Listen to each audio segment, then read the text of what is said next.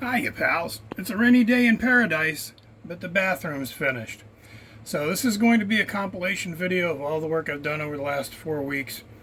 It wasn't really 4 weeks worth of work. It was more like 1 day worth of work, but I can only work on weekends and after work. And I had to wait for a lot of stuff to come in. A couple of ideas I had didn't work, so it is what it is. But the bathroom's done. We are going to post it. We're not going to include the name of the RV manufacturer. Pardon the little scratch on my nose. I guess I scratched that in my sleep or something. Anyway, we're not going to trash the name of the RV manufacturer. We're going to give them the chance to do the right thing. I'm going to submit all the bills to them. I'll give you the total at the end of the video of how much it costs to fix all this. But for now, we're going to do cribs, RV in Florida style. Flashback. Seriously, 2.5-inch hole saw for a 2-inch pipe? Because that header, right? Did you hire 3-year-olds to cut these holes? Seriously. How long have I been breathing this crap? I honestly don't know what else to say. You know what? Let's put this in the shed so nobody can say, hey, we don't know how long it sat outside. It could have been outside molding this whole time. There we go. Safe and sound.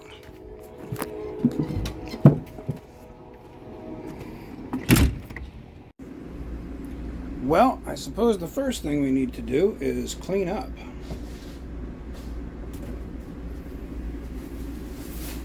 So what happened? What happened was, there's a drain right here. This is the shower. This is the drain. The drain was misaligned, and it's been leaking water into here, under the wall, into the belly pan, and rotting and molding. Now, fortunately, there's not a whole lot of rot, and I believe the mold is contained to this area. So I bought the professional chemicals to encapsulate the mold and to treat it and to get rid of the stains.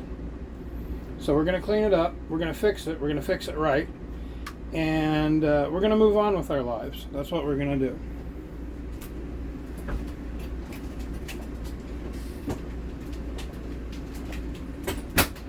But the first thing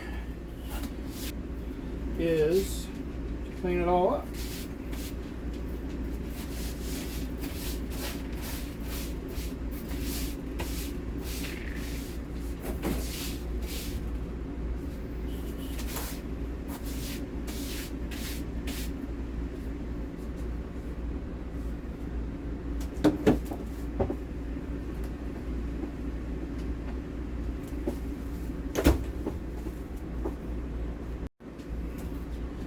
So, what clued me in that there was a problem in the shower? Well, for one thing, we were noticing a little bit of staining on the tile, flooring, outside the shower. And for another, we just got back from a trip up north. We were gone for about a week. We came back, opened the door, and there was this smell. My first thought was, does the dog bed need to be replaced? Did I forget to change the trash bag before I left? But it didn't really smell like dog. So I'm in here one night. I'm in here taking a shower. I put my foot up on the shower pan and it cracks. Now, RV shower pan sits off the floor about that much. And of course, it can't hover in midair. And it can't balance on the drain pipe. So, they built a platform under it, plywood. But the platform doesn't go all the way to the edge. It's not fully supported. I stepped on it, it cracked. So I need to patch it. So I take the skirt off from in front, and this will all make more sense as you see me put it back together. I look underneath to see if I can put a piece of foam insulation under there to support the shower a little bit better, because we don't want it to crack again after I fix it. And that's when I noticed the leak and the mold and the stench. So that's how I found it. And this brings us to this point. In the process of disassembling it, I found a second leak coming from the faucet set.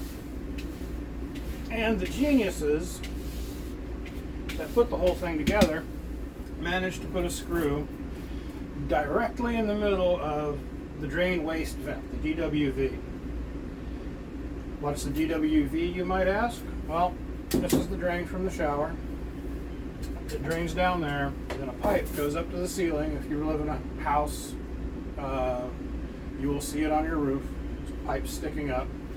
That's what vents the sewer gases out of your house so it doesn't stink or explode. Well, they managed to put a screw right through the middle of it.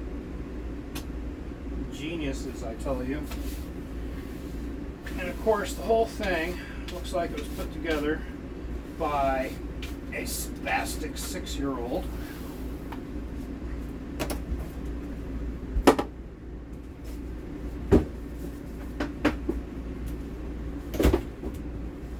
Who, might you ask, is responsible for this piece of fine American craftsmanship? Well, I don't know their exact names, but I can tell you that they work for RV.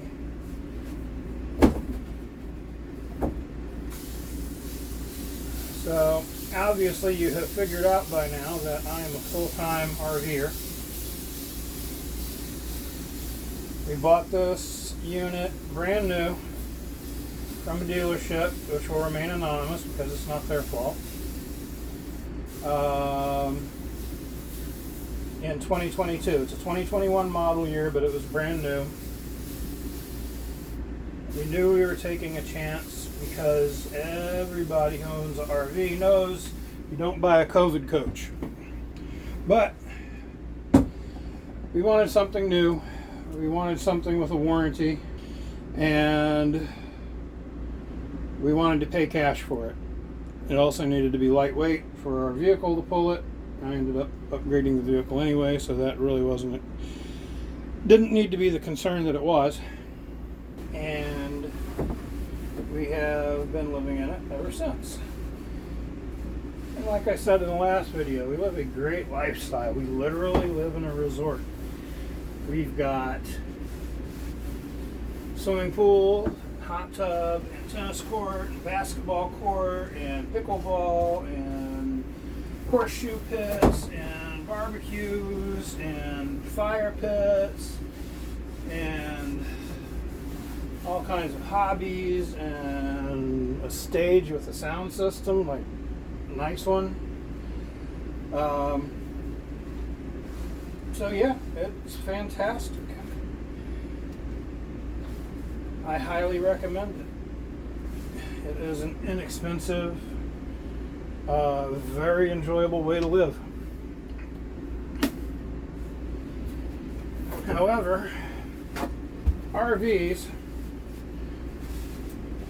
are built to be as inexpensive and lightweight as possible, unless you're buying a luxury brand like Prevo or something like that. And the reason is simple. Vehicles can only pull so much weight. The government will only allow so much weight on the road. And if they make it too premium, people can't afford it. So they've got to balance a bunch of interests. They've got to balance weight, towability, performance, livability, legal and safety requirements, and it's got to be affordable enough for people to actually buy. I cannot fault them for that, and I don't. What I do fault them for is really, really, really bad workmanship. And there was a time when, according to a factory rep, during the apocalypse, that they could not get good employees. They would start a crew on Monday. The crew would work long enough to collect their first paycheck. They would never see them again. And then they would have to start over with a brand new crew that had absolutely no experience building coaches. Again, not their fault. Everyone who qualified to collect stimulus checks was collecting stimulus checks, which means that the people who were building these coaches were not qualified to receive stimulus checks, and that should tell you who's building the coaches, or at least who was building the coaches, who were building the coaches. So it is what it is. Not a lot I can do about it. And all I can do is fix it and move on. And anybody who knows me knows that I have a pretty short temper when it comes to incompetence. I have no patience for incompetence. Everybody screws up, but I have no patience for incompetence. So, I'm saying so a lot, but I apologize for that.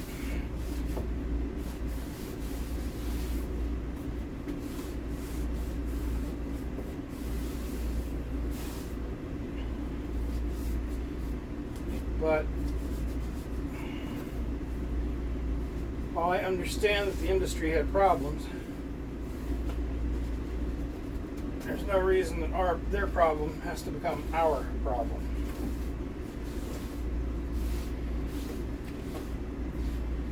If you can't deliver a product correctly, just don't deliver a product.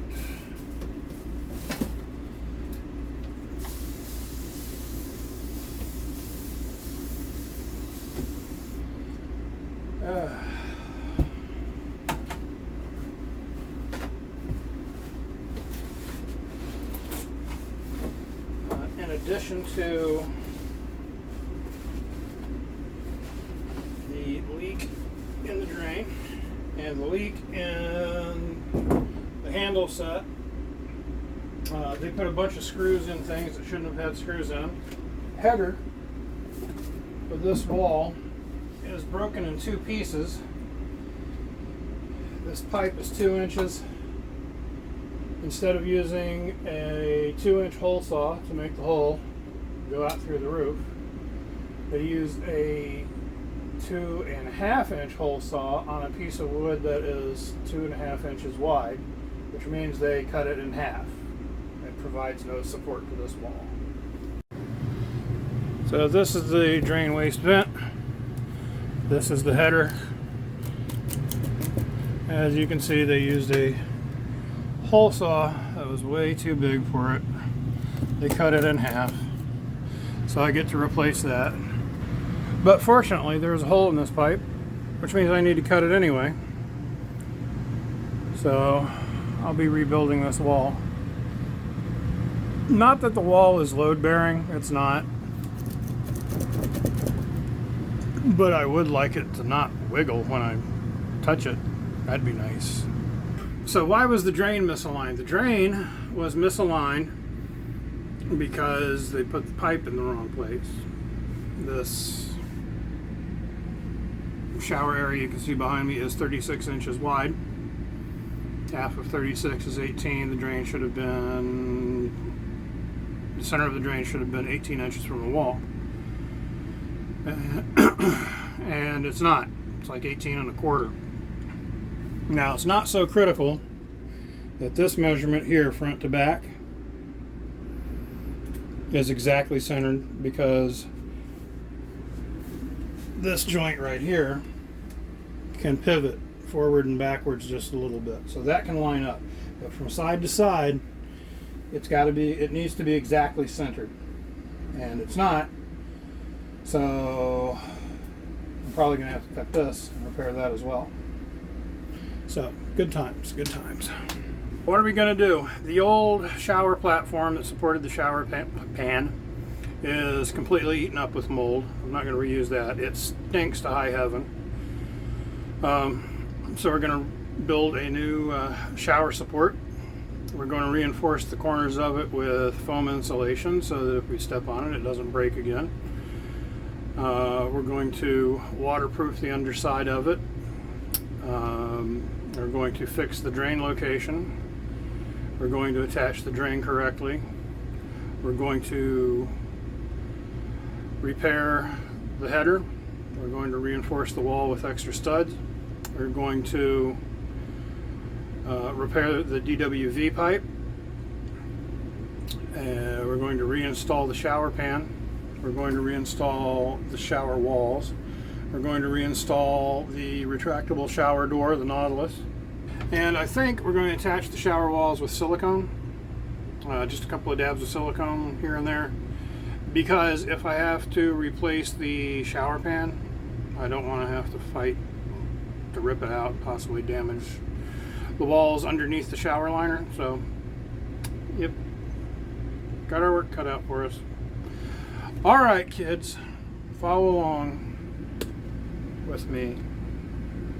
Life's an e-ticket, go ride it.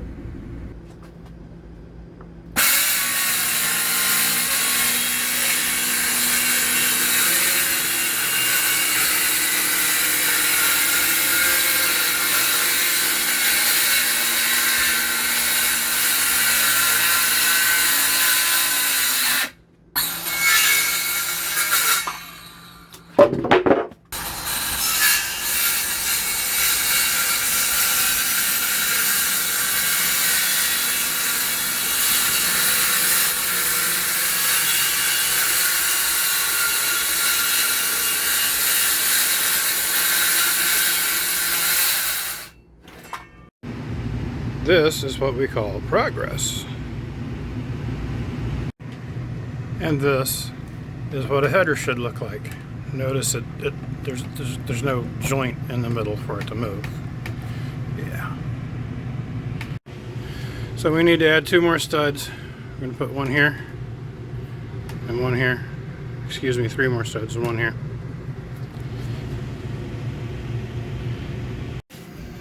I did not change the sill plate because it's not going to make a difference to the structural integrity of the wall. Like I said, it's not load bearing. The shower support is done. No squeaks. No squeaks at all. Pretty proud of that. Those are the pads you put under furniture feet, which they're made out of a foam and felt, which stops it from squeaking, which was driving me crazy. And the foam will make up any difference in the height of the blocks, because of course you're never going to get those blocks cut perfectly.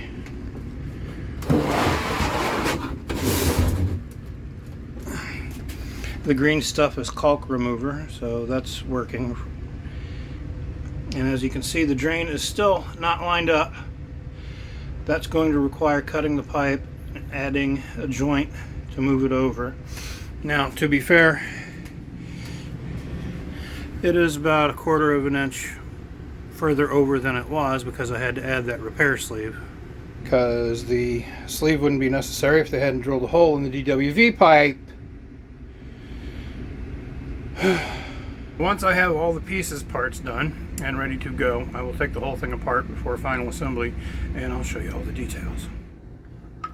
Well, if you got a leak, water has to go somewhere, right? I think I found it, which would explain why my floor is sagging, right?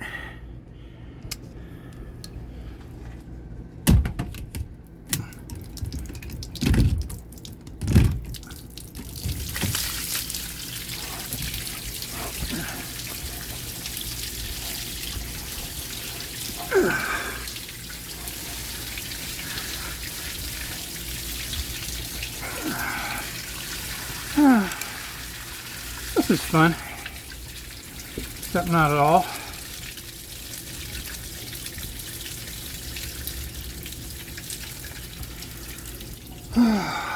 RV problems, right?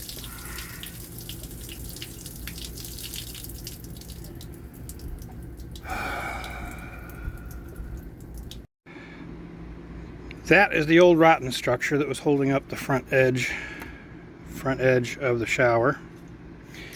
I mean, what is that? 3/4 of an inch? Half an inch? And it's all rotten, of course. That's the new structure that's holding it up. They saved maybe $3 by going with that. And half a pound. Maybe a pound. Sigh. So, mold growth all over the bottom of the tub. Well, shower pan. That's nice. And now the drain's properly centered. Hey, e-ticket. Yes. Is that a funnel under your shower drain? Yes. Yes, it is. Alright, kiddies. So there's the repair to the cracked shower pan. And it's JB Weld water weld. There's the new platform. There's the funnel, which is connected to a hose, which is run out the bottom, so if it ever leaks again, it'll run out instead of in. The new front support wall.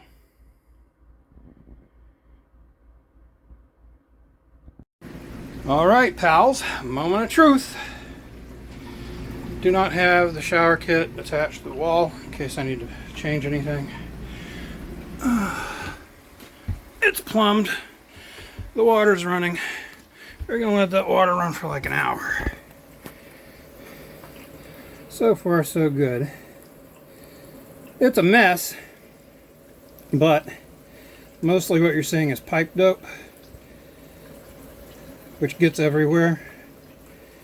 And there's no gasket on the bottom of the tailpiece. Excuse me, there's no gasket between the nut and the bottom of the shower pan.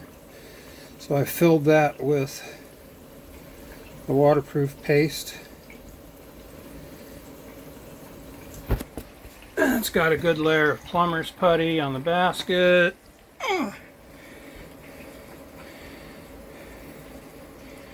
So far, so good. Nothing in the funnel. I will update you in 1 hour. 1 hour later. 1 hour later.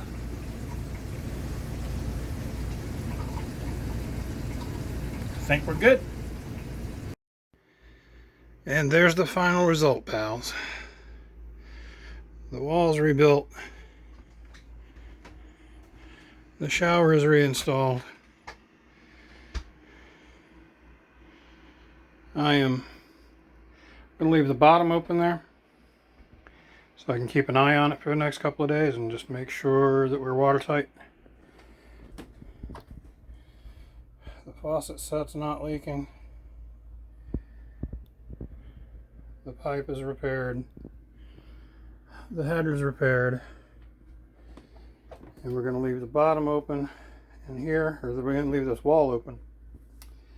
And we're going to leave this wall open. So, and the mold chemicals come in, I can spray it. We're all caulked and everything. Reinforced the wall.